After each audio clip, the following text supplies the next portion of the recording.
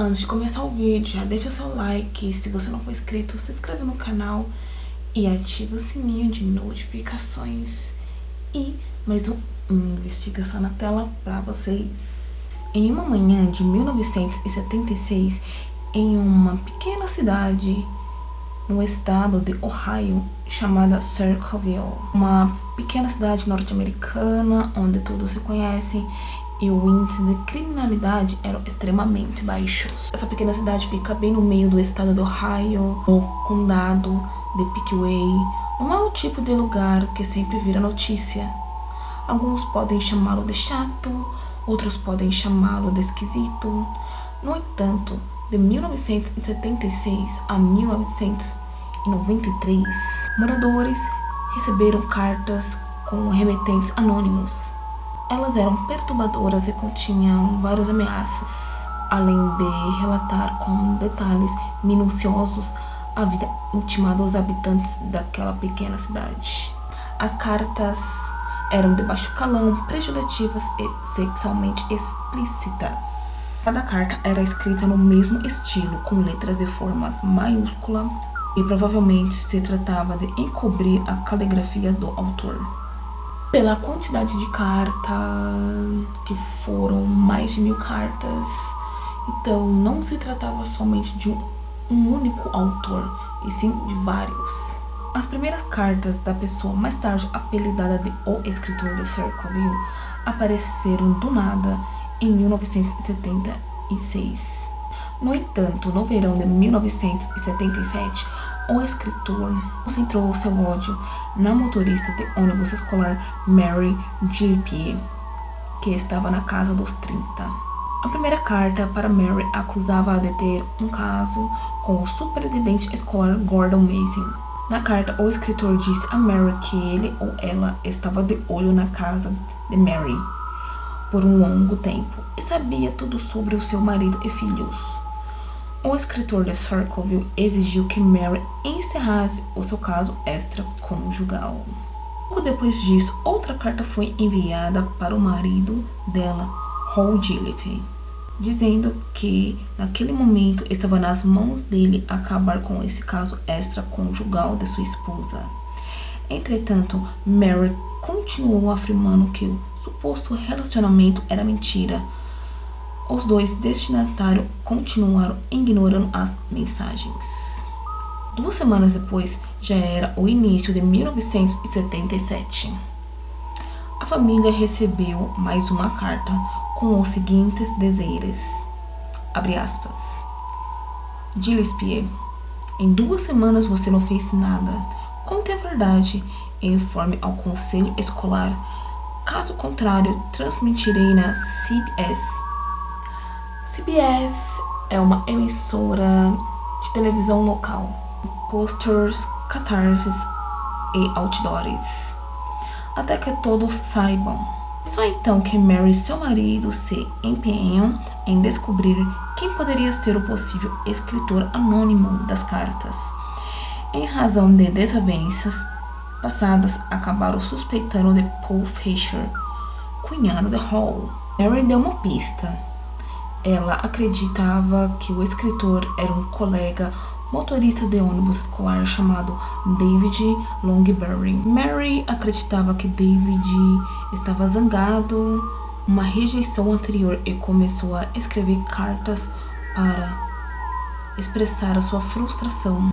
Paul acabou escrevendo uma carta a David, exigindo que ele parasse de ameaçar a família Gillespie. Mais semanas de silêncio se seguiram, mas essa sensação de calmaria seria muito breve, pois sinais indecentes começaram a circular por Circleville. Muitos desses sinais acusaram Gordon Mason, o superintendente escolar, de ter uma relação sexual com a filha do casal Hall e Mary, de 12 anos. Os sinais corroeram Hall, marido de Mary, que tinha que acordar cedo para remover todos os cartazes antes que a sua filha fosse para a escola, e isso todos os dias ele fazia essa rotina. No dia 19 de agosto de 1977, Hall Gillespie recebeu um telefonema. Ninguém, então ou agora, sabe quem estava do outro lado da linha, mas quem estava enfureceu Hall. Depois de desligar o telefone, ele pegou uma pistola e saiu correndo em seu carro. Mais tarde, naquele dia, seu automóvel mutilado foi encontrado batido em uma árvore. Hall foi encontrado morto lá dentro. Ele morreu aos 35 anos. Um exame em sua arma revelou que ele havia disparado uma vez antes de morrer. A polícia declarou oficialmente a morte de Hall como um acidente causado por álcool. Os investigadores afirmaram que a sua concentração de álcool no sangue era aproximadamente de 1,5 vezes o limite legal para dirigir na época. Isso não caiu bem para a família e amigos de Hall. Eles ressaltaram que Hall não era muito de beber e que ele não havia consumido álcool no dia da sua morte. Essa reviravolta também desagradou ao escritor de Circleville, que enviou uma carta após a morte de Hall, acusando o xerife Radcliffe de encobrir o crime. A morte de Hall, Gillespie lançou a sua esposa Mary e o seu cunhado Paul no caos. Na época, Paul Fisher acusou o xerife de mudar deliberadamente sua história sobre a morte de Hall.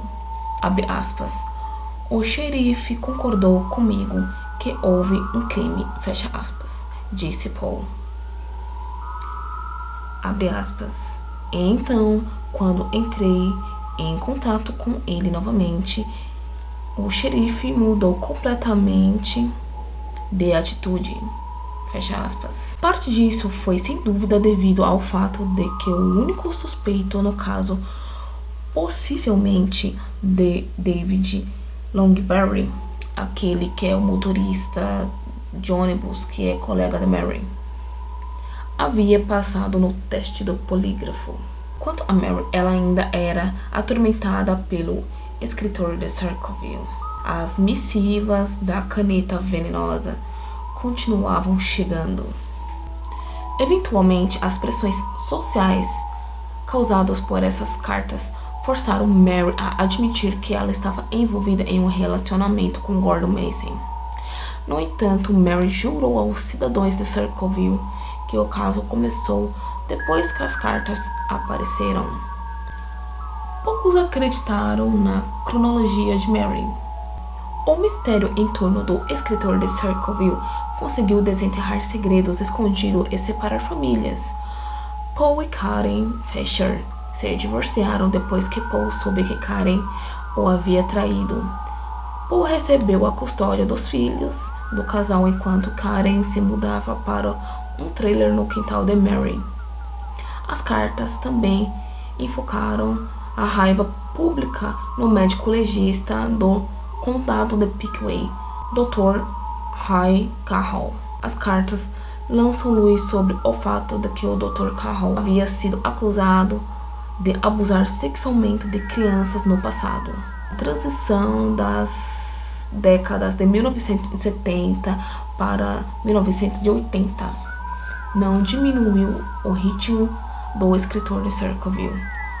O agressor verbal continuou a enviar cartas a Mary com o carimbo de Columbus, Ohio. Sinais acusando Mary de todo tipo de coisa também começaram a aparecer por toda Circleville. A maioria foi postada ao longo da rota diária de ônibus de Mary. As coisas chegaram a um ponto terrível em 7 de fevereiro de 1983. Naquele dia, Mary desabou. Ela parou o ônibus e foi remover uma das placas ofensivas. Mary teve sorte devido a um ângulo em que ela puxou a placa à armadilha. Para ela não disparou. O sinal que Mary atacou estava equipado com uma caixa contendo uma pistola carregada. A manobra da armadilha explosiva provou ser um grande ponto de inflexão no caso do escritor de Circleville. Um exame na pistola revelou que ela pertence a Paul Fisher. Ele admitiu que a arma pertence a ele, mas disse à polícia que ela estava desaparecida há muito tempo.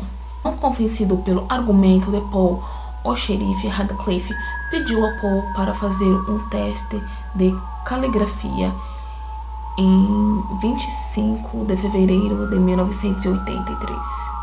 De acordo com o jornalista local Martin Yance, o teste de redação dado a Paul foi impróprio e exigiu que ele copiasse uma das cartas que o escritor de Circleville escreveu. Isso significava que a polícia havia pedido a Paul para imitar deliberadamente a caligrafia do autor. Após esse teste impróprio, em uma busca na garagem de Paul Fisher foi acusado de tentativa de homicídio. Ele foi a julgamento no dia 24 de outubro de 1983. Embora nunca tenha sido acusado de escrever as cartas, elas foram usadas contra ele no julgamento. No final das contas, Paul foi condenado e recebeu sentença máxima de 7 a 25 anos. Seguindo a convicção de Paul Fisher, a maioria das pessoas de Circleville acreditavam que o escritor de Circleville foi preso. Elas estavam erradas. Apenas as cartas continuaram a aparecer em Circleville, mas também surgiram em outros locais no centro de Ohio.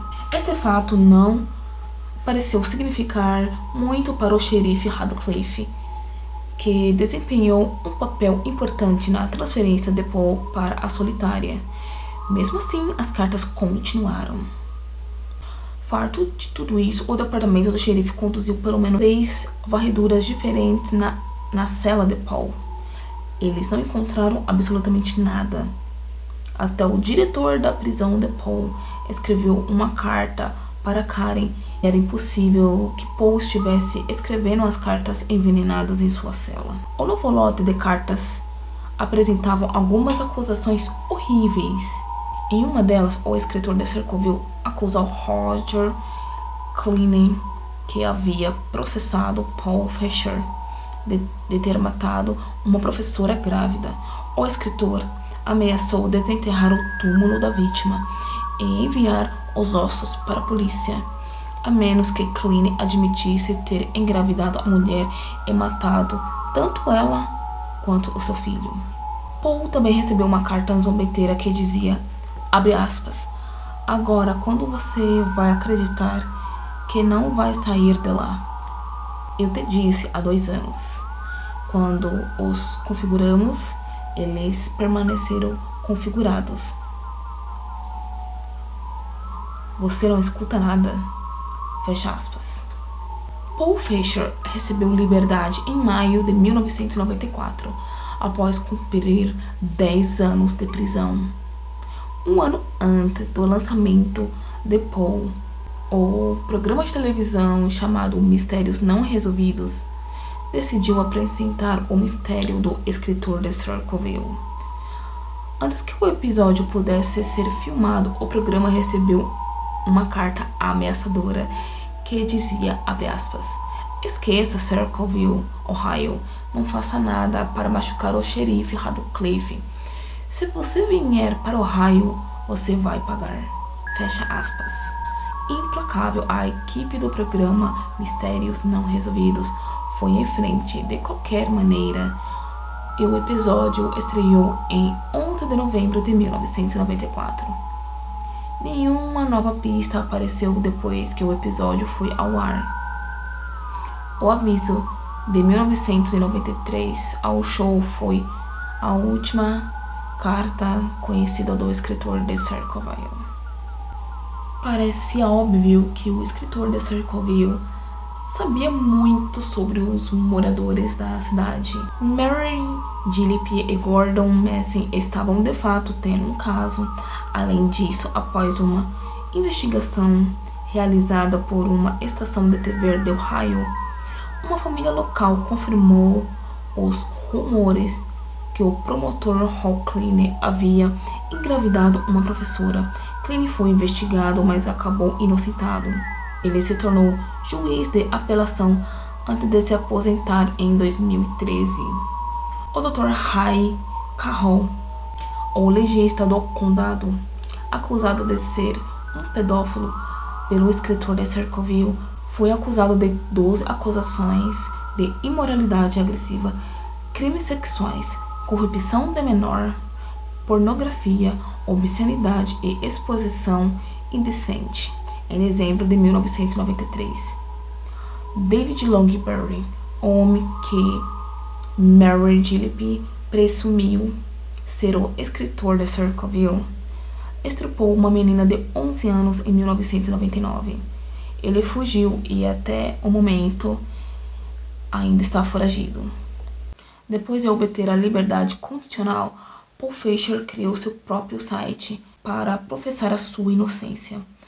Paul afirmou que o xerife Radcliffe encobriu os crimes tanto quanto possível para se tornar presidente da National Sheriff's Association.